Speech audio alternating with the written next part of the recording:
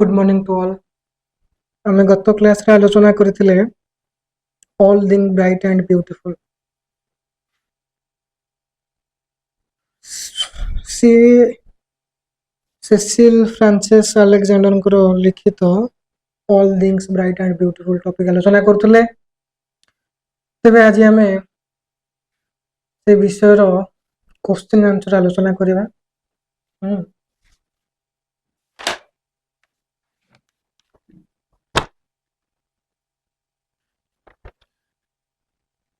आमे खाली समुदा 18टा क्वेश्चन अछि। 18टा क्वेश्चन आमे जीवा गोटे पर गोटे जीवा आलोचना करिबा। अच्छा स्टार्ट करिबा। क्वेश्चन नंबर 1 अछि what does the poet think of all things. जे सेट कहउचंदी जे कुछ what does the poet think of all things. से पोएट कोन भाबुतले हां सब जंग जो विषय जो थिंग्स अछि जो विषय अछि बा जो थिंग्स कहले विषय को भी बुझिया माने वस्तु को बुझिया। ओके विषय को बुझियो एटा आध्यात्मिक भाषा विषय कहले किंतु वस्तु को बुझिया। ओके थिंग्स जो what does the poet think of all things. से कोन भाबंती पोएट सब जंग विषय रे कोन भाबुतिले बही रे लेखा है जे answer the poet thinks that all things are bright and beautiful, wise and wonderful. Okay, कौन कहउचंदी ना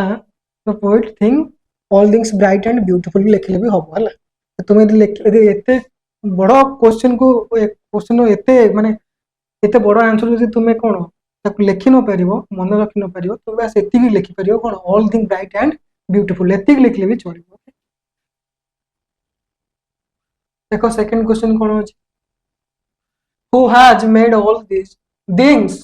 who has made all these things जे किए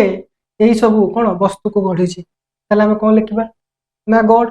खाली तुमे आंसर देख लिखिबो यदि गॉड एटा भी तुमरो ठीक आंसर हो। एटी किंतु कोन लिखे डिस्क्राइब कराई देखो बढ़िया से आंसर देखा छी God the almighty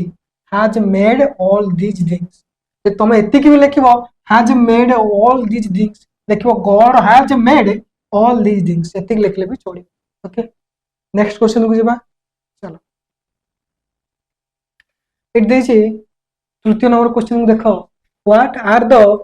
little things mentioned कोची what are the little things mentioned in the poem. जे पोएम रे को जिंसटा माने को छोटो जिंसटा को कोन वर्णना कराय जे से विषय को से कोची what are the little things हला मेंशनड इन द पोएम हला। पोएम रे केउ केउ छोटो छोटो वस्तु को हला से विषय रे से वस्तुर विषय विवरण दिए जे से विषय रे क्वेश्चन करा जाय छी। तबे आंसर कोन छै देखिबा कुछ the little things mentioned in the poem are the little flowers आ कोन लिटिल बर्ड्स हला कुछ लिटिल फ्लावर्स और लिटिल बर्ड्स। देखो तो हमें पढितले कोन पढितले रो पढि के सुनि दोछ each little flowers cone that opens हला लिखा है देखो कोन little flowers that opens and the cone little birds that sings हला बहुत सहज हला किंतु प्रोज टिके कष्ट लागियो पोएट्री टिके सहज लागियो नहीं। ओके तापर को जीवा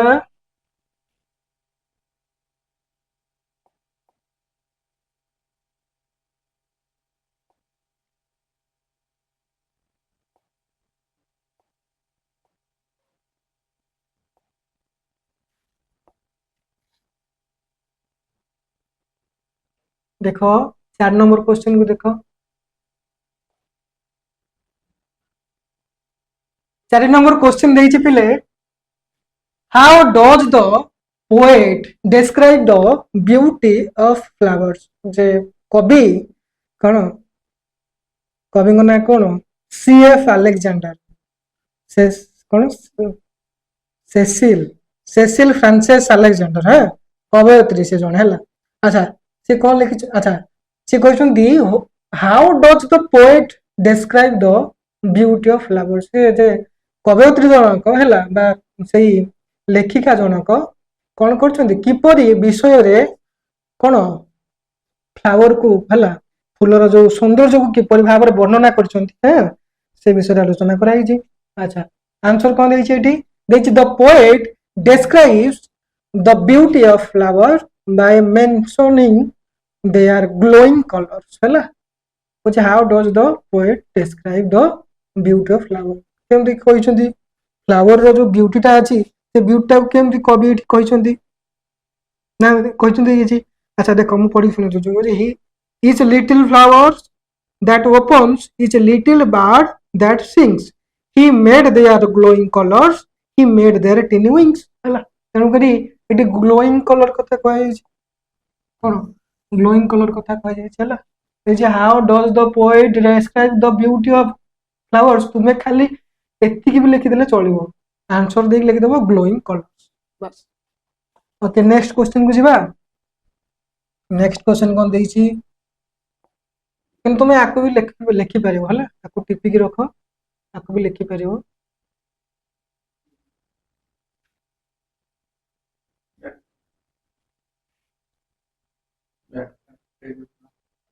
एटा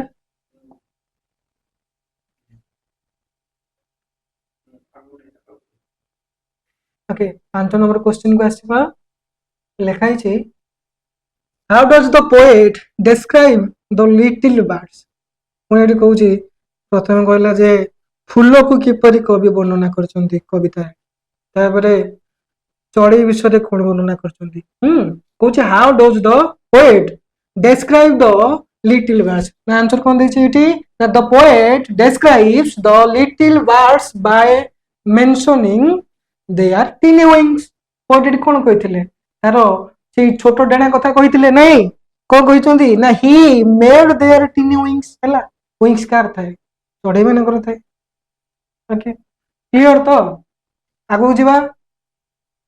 देखो 4 नंबर कोटे आसिला 5 नंबर आसिला 6 number question how is the mountain described in the poem रे कविता रे माउंटेन को किपरि डिस्क्राइब कराई छी तू जानि थिबो मने पकाओ किपरि डिस्क्राइब कराई छी the purple headed mountain the river running by the sunset and the morning that brightness of the sky हां ताले माउंटेन को केमती कवि वर्णना करछंती ना पर्पल हेडेड हैला तो खाली आंसर एमती लिखि दे कि हैला खाली एमती क्वेश्चन दे छै एमती आंसर लिखि दो एतो कोन purple headed mountain P U R purple headed हैला पर्पल हेडेड बस एती लिखि देले भी हेइ छै हैला किंतु एमती जेमती शैली अछि तरीका अछि एमती लिखले भलो हो तुमरो अभ्यास हो हैला जे जो 10th क्लास 9th क्लास तो पढुनो हां 10th क्लास पिला ना पई एटा कोन जरूरी एमती साइनता भाबरे क्वेश्चन उत्तर दो धरि मु तुम कहि दउ ना ओडिया रे गोटे क्वेश्चन अछि हैला क्वेश्चन कोन जे कवि पहाड़र शिखर को किपरि भार वर्णना करथिले तुमे कोन उत्तर लिखुछ देखबो कवि पहाड़र शिखर को बाइगणी रंग भली देखा जाउथो बोली वर्णना करिसंती तुमे एमते लेखो किंतु किंतु जदि मु लिखिबि सेठी कोन खाली बाइगणी रंग लिखि देबी ताले जे खाता देखियो जो टीचर पढिबो से सैटिस्फाइड होबो बुझलो अवश्य आंसर लिखिछो किंतु सेते भलो लागिबोनी माने अलंकार दरकार ना अलंकार केमती हमें केमती ताकू देई लेखु ना को हम मु केमती कहली तुम जे कवि कवि बाइगणी नहीं कवि पहाड़ विषय कहिसंती कोन ना पहाड़ ऊपर जो बाइगणी रंग पड़े सूर्यंकर किरण जो विचुरित होके पड़े सेटा किपरि देखा जाए ना बाइगणी रंगर देखा जाए तेणुक कविता को कौन कहती बाइगणी मस्तक बोली कहउछंती देखो 7 नंबर क्वेश्चन कौन अछि पिले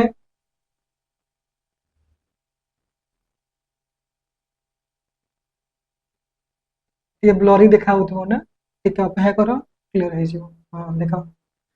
देजी why does it appear so Kochi why does it appear so कौन appear होउची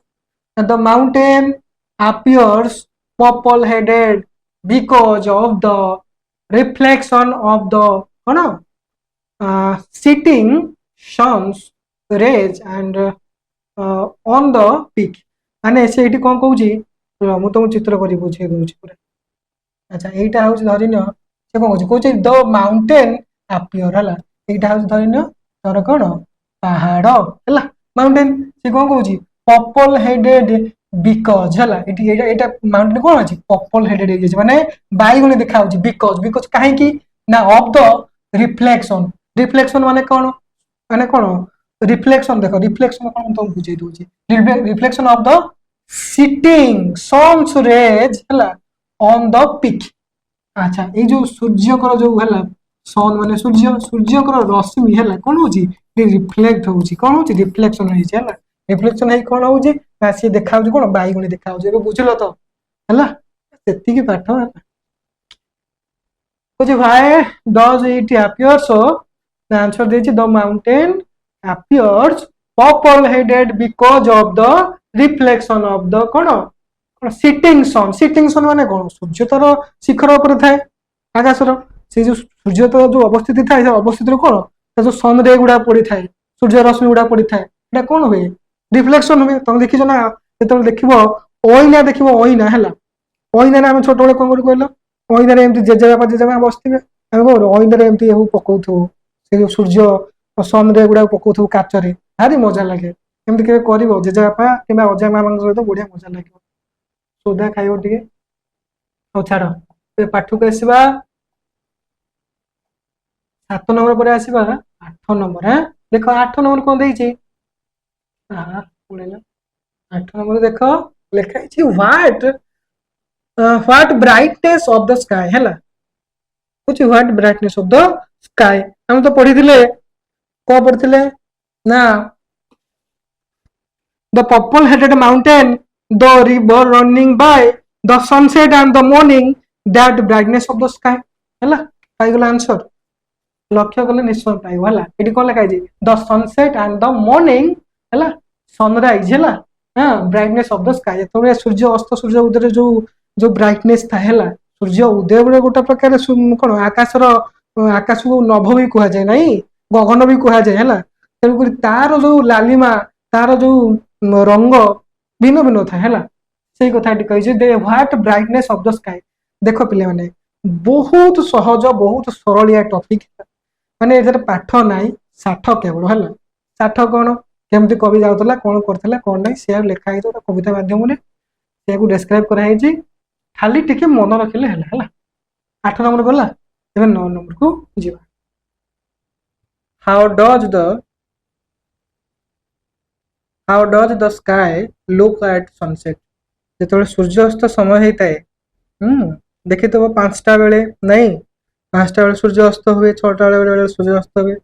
केम देखा जाए आकाशटा से लिखिछन्ती एठी the sky looks brightened and colourful at the sunset ताहले आंसर कोन देखिबा हमें the sky looks brightened bright रो ब्राइटेंड हैला एंड कौन कलरफुल एट द सनसेट है बुझल ना नहीं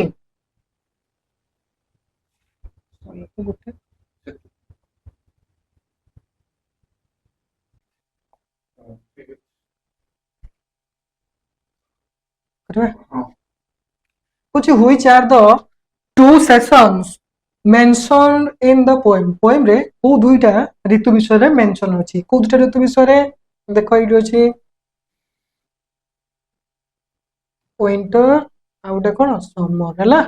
यही दुटी ऋतु विषय रे कौन पोएम रे कवि अवधारणा देइछन्ती ओके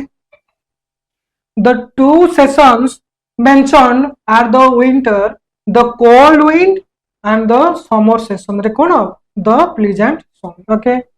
नेक्स्ट को जीवा 11 नंबर देखो कौन लिखा है why does the poet consider poet कौन consider करथिले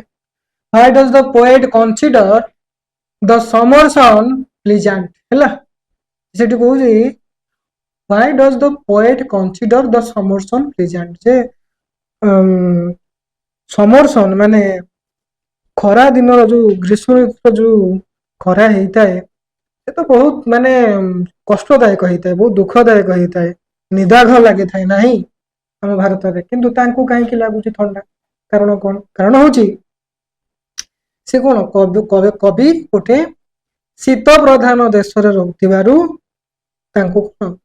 समर सनटी कौन तांको सुखद बोली अनुभव होउछि कितमें लिखा है the poet considers the summer sun pleasant in cold countries like the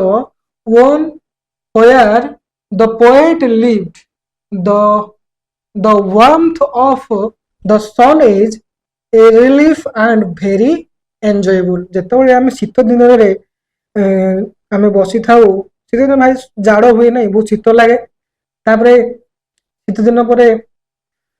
ଶୀତ ଦିନରେ ତ ବହୁତ ଜାଡ଼ ହୁଏ ବହୁତ ଶୀତ ହୁଏ ଆମେ କାହାକୁ ଅପେକ୍ଷା କରିଥାଉ ସୂର୍ଯ୍ୟକୁ ଅପେକ୍ଷା କରିଥାଉ ସୂର୍ଯ୍ୟ ଉଇଁବେ ଆମେ ଗାଧେଇବା ନା ନାଇଁ ଓକେ ଆଚ୍ଛା ଶୀତ ଦିନ ତମେ ସବୁ ଗାଧାଅ ତ କେଦିନ ଥରେ ଗାଧାଅ ମତେ ଲାଗୁନି ତୁମେ ମାନେ ଗାଧାଉ ମତେ ଲାଗୁଛି ବୋଧେ ତୁମେ ମାନେ ସପ୍ତାହକୁ ଥରେ ଗାଧଉଥିବ କି କଣ ମୁଁ ତ ବେଳେ ବେଳେ ଗାଧାଏ ସେୟା କରେ କାରଣ ଶୀତ ଦିନ ହେଲେ ମଧ୍ୟ ଆମକୁ କଣ 10ଟା ବେଳେ ସ୍କୁଲ ସକାଳେ ଟ୍ୟୁସନ ଥାଏ 10ଟା ବେଳେ ସ୍କୁଲ ଥାଏ ଏତେ ସକାଳ ଗାଧେଇ ହବନି କହିଲ 10ଟା ହେଲେ ବି ଶୀତ ଲାଗେ ଗରମ ପାଣି ସବୁବେଳେ କୋଉଠି ଆସିବ ତେଣୁକରି ଆମେ ଗାଧଉନା ଆମେ ଭାବୁ ପାଣି ବଞ୍ଚିଯିବ ଜଳ ସମ୍ବଳ କାହିଁ ଅଯଥା ଅପବ୍ୟୟ ହବ ବୁଝୁଛ ନା ନାଇଁ ହଉ ଛାଡ ମଜା କଥା ଛାଡ 12 ନମ୍ବରକୁ ଆସ 12 ନମ୍ବର କଣ ଦେଇଛି ଦେଖ ପଢିଲ 12 ନମ୍ବର କଣ ଅଛି What do we enjoy in the greenwood? Kuch what do we enjoy in the greenwood? Answer कौन दीजिए ना in the greenwood we enjoy the tall trees है ओके एटा होची answer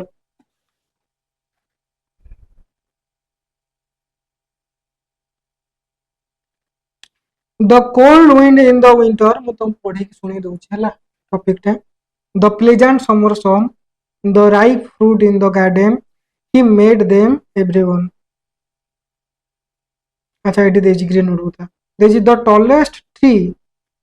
the tall trees in the greenwood अच्छा मैं बही को follow कले मध्य बहिरु आंसर पाइबो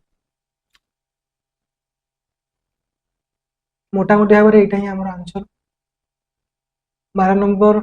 आई होप तुम मैंने 12 नंबर बुझी पारियो what do we enjoy in the greenwood answer अछि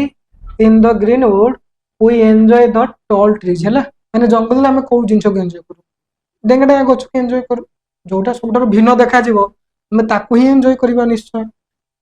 आमर तो एपटे एते मंदिर अछि हम कैसे मंदिर मानु केते एंजॉय करि पानु भुवनेश्वर मंदिर मालिनी भुवनेश्वर को जाएंगे से कोणार्क मंदिर पुरी मंदिर अमृतम जेते जा सब अछि बोईतालु टेंपल हो जे जा भी हो हम तो कहीं एंजॉय कर बहुत डिफरेंट देखिया पे ओके तार ओटा इतिहास अछि नहीं 12 नंबर पर कौन आसला 13 नंबर पूछे how are the meadows useful for us पड़िया गुड़िक आमर किपरि व्यवहार रे आसुछि बा आसे केमते आसे पड़िया गुड़िक आमर व्यवहार रे the meadows are useful for us because they provide an open space where we can play हैला तुम यदि केबे पिले माने सालेपुर रो साहेश्वरी मंदिर पाखु आस्थिबो देखिबा हमर बहुत बड़ बड़ एरिया बड़ बड़ पड़िया अछि हैला जोटा सब प्रकार खेल कूद सब प्रकार जिनस अरेंज हुए कहीं ना बड़ पड़िया रे कोन स्पेस अधिक जगह अधिक बुझछ ना नहीं बड़ पड़िया जगह अधिक जेतु जगह अधिक कौन खेल बुल करने भल हम आ कौन आ कनसेप्ट है the meadows are useful for कौन us because they provide an कौन open space where we can play है तुम ये लिखिदव बिकॉज दे प्रोवाइड है आन ओपन स्पेस ना खाली लिखिदव आन ओपन स्पेस तथापि से आंसर ही धरा है ठीक है 14 नंबर देखा 14 नंबर कौन देछि where do the rushes grow rushes माने कौन तुम कही रसेस मीन्स कौन एठी भी मेंशन अछि दिज रसेस कुछ भेराइट ऑफ हला water side plants some of which are used for making कोन मैट्स एंड कोन बास्केट एंड जो रसेस अर्थ होची कोन ना the rushes grow by the water हला रस जलर कोन नदीर दुई पार्श्व जो सब होता है अना बना सब खरी फरी गछ होता है 5 फुट 6 फुट हाइट रो ताको कोन देखो रसेस हला एबे हमें जीवा देखियो ना रसेस तो तुमको देखिथिली टॉपिक पढेला बेले फोटो गुडा देखिथिली नदी बोही जाउतो मु तुम गार मारथिले कोळा कोळा तापरे तापर देखिथिली गोटे धान गछ भले एमती सब चित्र मने पका वाला कुछ where do the rushes grow hela the rushes grow by the water side okay next question देखिबा 15 number cone why do why do people why do people gather rushes hela से जो रसेस गुडा को लोक माने काहे गैदर करतले हम तो कविता पढी छे अच्छा काहे करतले ना people gather rushes to make mats and cone baskets से कौन करतले ना ताकू तांकर जो कौलिक वृत्ति समस्त गोटे थाए हम तुम जानिछ जेतले बड़ हबो कॉलेज पढिबो जेतले 12th रे पढिबो तो जानिबो कौलिक वृत्ति विषय ठीक उदाहरण आसीबो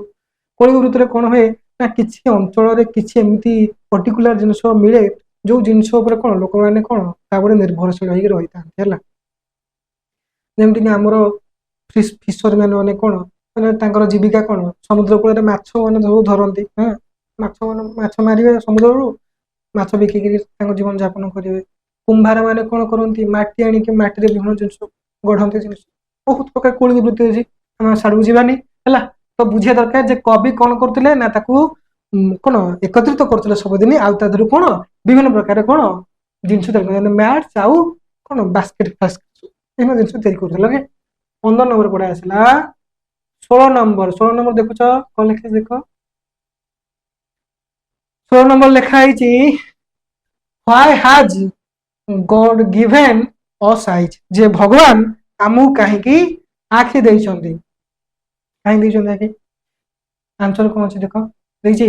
God has given us eyes so that we may see and cone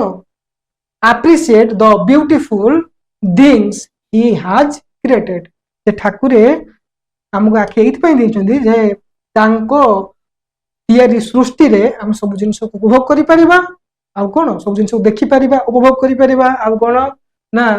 appreciate करिबा नहीं ओके 17 नंबर आलोचना करिबा देखो कोन क्वेश्चन लिखा है 17 नंबर देखो what should our lips tell हला सेडी आंसर देछि our lips should tell the देखो the greatness of God Almighty who has made all things well okay इटी मु छाड़ देली कोन तुमरो एटा मु छाड़ देली प्रेज कोन और प्रेज माने कोन देखो प्रेज माने कोन प्रशंसा ला प्रेज माने कोन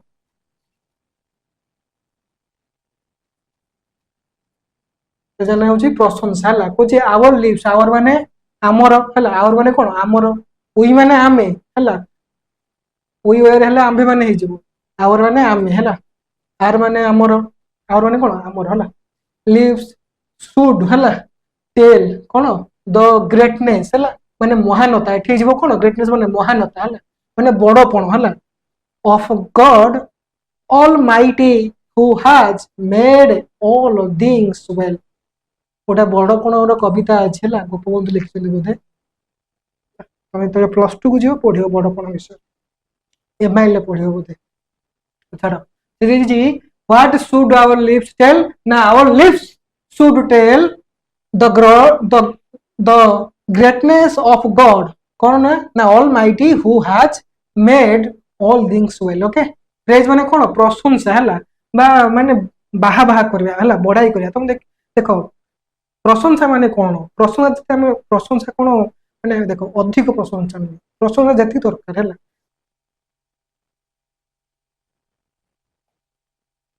ଦେଖ 17 ନମ୍ବର ପରେ ଅଛି 18 ନମ୍ବର, 18 ନମ୍ବର ଅଛି ଲାଷ୍ଟ ହେଲା।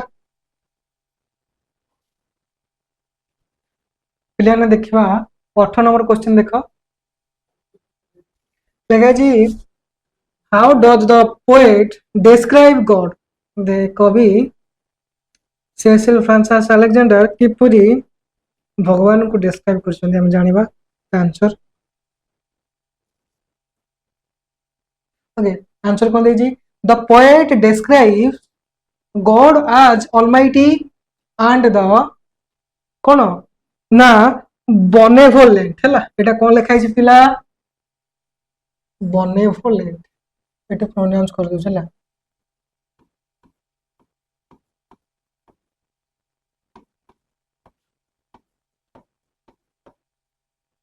ହେଲା कोन लिखा है बेनेवोलेंट। बेनेवोलेंट माने कोन पर उपकारी कोन पर उपकारी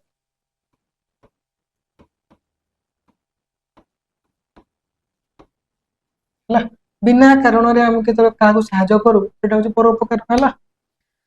अच्छा तापर देजी एटा देखो ए शब्द देखो विश होला। विश आ कोन कहबा double I S W wish होला। विश अर्थ कोन आ शब्द अर्थ कोन विश रो ना विश रो अर्थ होची कोन नॉलेज हैला। आर अर्थ कोन नॉलेज हैला।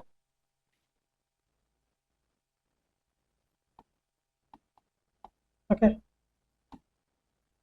oh is the poet describes God as almighty and the benevolent like creator who has made all things which wonderful cone bright and beautiful। Okay तो the bright जानि छो beautiful भी जानि छो हला wonderful भी जानि छो एटा बुझलो तो